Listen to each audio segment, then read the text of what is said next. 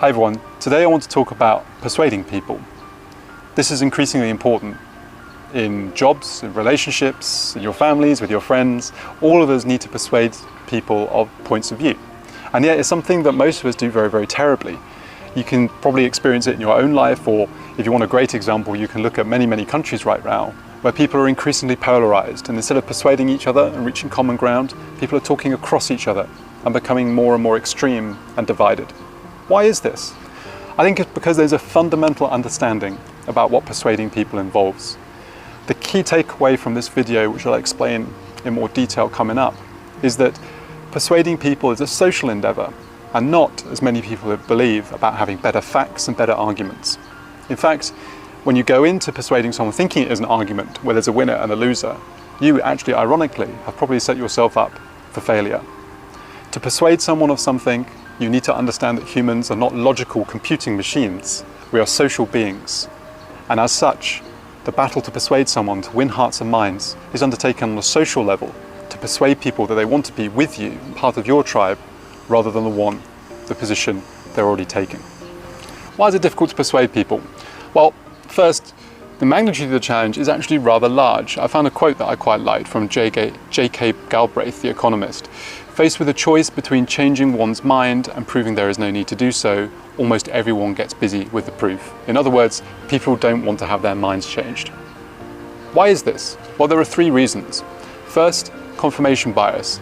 Second, the desire to belong to a tribe rather than necessarily be right. Third, the phenomena that people think they know more than they actually know. And all three of these are rooted in our own evolutionary heritage. They're very fundamental to human beings. So to expect that people don't have these issues is to place hope against reality. Let's explain these three reasons very briefly. First, confirmation bias. What's that? Confirmation bias, which has been proved so many times in humans, is that human beings tend to overlook facts or ignore facts that don't agree with their pre-existing point of view and overemphasize facts that do agree with their points of view. One great recent example of this may be the penalty in the semi-final with the England match. Almost all the English fans thought it was a stone-cold penalty. Virtually every other fan thought not a penalty at all. Overall, people look for facts that support what they want to be right. They don't try and look for facts that support everything.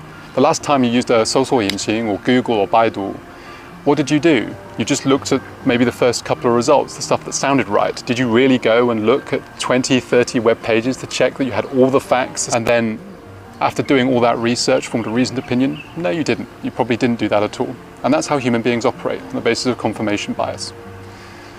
Second, human beings are social animals, not necessarily just reasoning machines. We're not computers. We were not built to take in lots and lots of facts, logic them out, and come to an opinion or a conclusion. What we were and what we have been evolutionary primed to do is to be a very sociable species, to be able to live in a tribe. What that actually means is that people would much rather be part of the group, in many circumstances, than to be right. You know this intuitively. It's much easier to be as part of the herd and wrong than the sole voice of reason, but not part of the group. And indeed, many people would prefer to be socially part of something and wrong than right and not part of the herd. Third, people tend to think they know a lot more than they actually do. This again has been proven many, many, many times. Again, this is something that comes from our tribal existence. Humans are very good at taking other people's knowledge and assimilating it into their own, other people's opinions and assimilating it into their own opinions without necessarily challenging those opinions. And so for these three reasons, confirmation bias, the desire to be part of the tribe, and the constant bias towards thinking we know more than we actually do, persuading people of an opposite point of view is actually exceedingly challenging. Now, how do most people go about persuading people? Well, there are a number of methods that most people use. The first and least effective method is personal attacks. They say, don't be so stupid, or why on earth would you believe that, etc., etc., etc. This is guaranteed to make people not want to agree with you because you're attacking them as a person. In other words, if they agree with you, they lose face, they lose social standing, and more importantly, they lose part of their identity, because most people take their arguments and their beliefs as part of their identity. So if you seek to undermine them, what you're trying to do is take away their identity. And as I've said in previous videos, most people are simply not willing to give that up.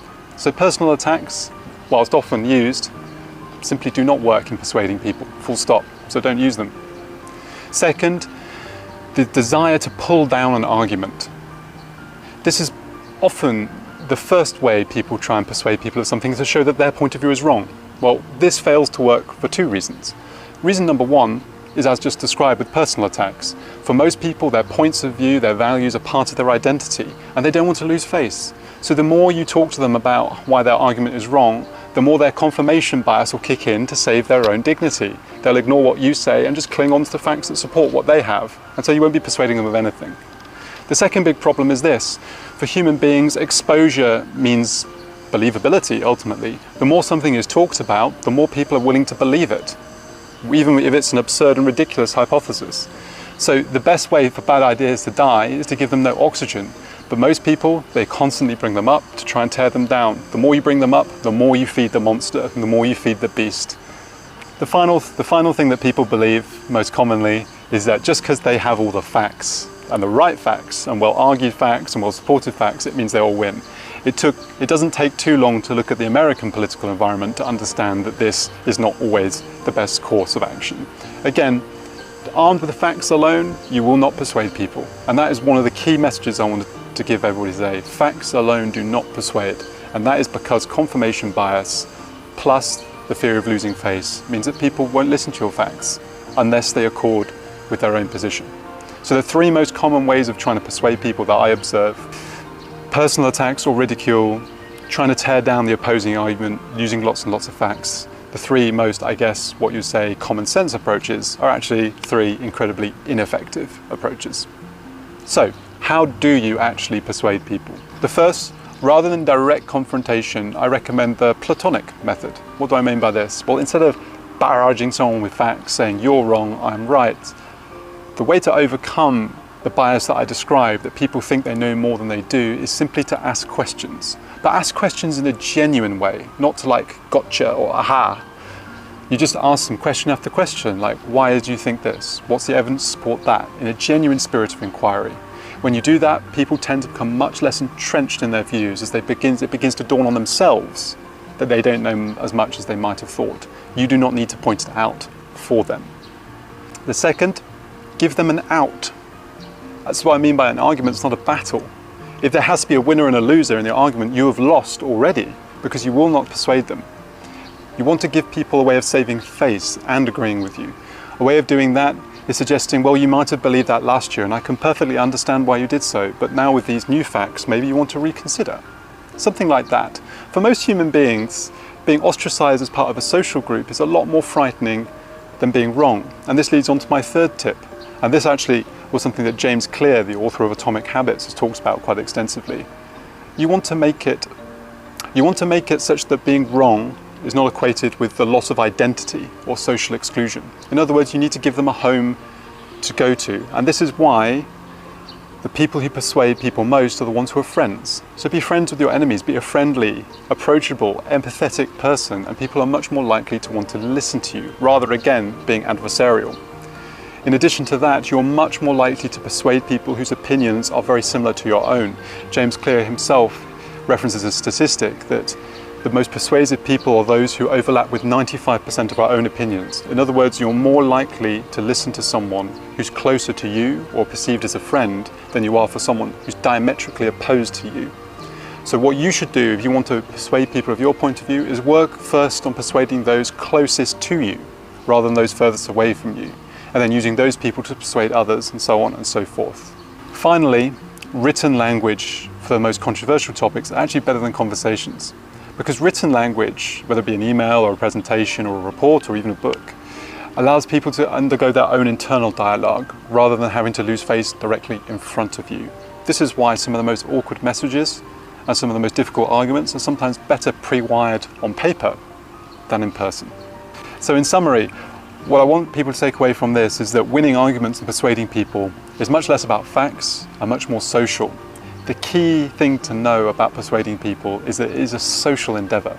People have to want to agree with you. They have to want to be like you. They have to want to be part of your tribe. And only then is it easy to persuade them. When you win the social battle, you can bring your facts to bear to persuade people, but not the other way around.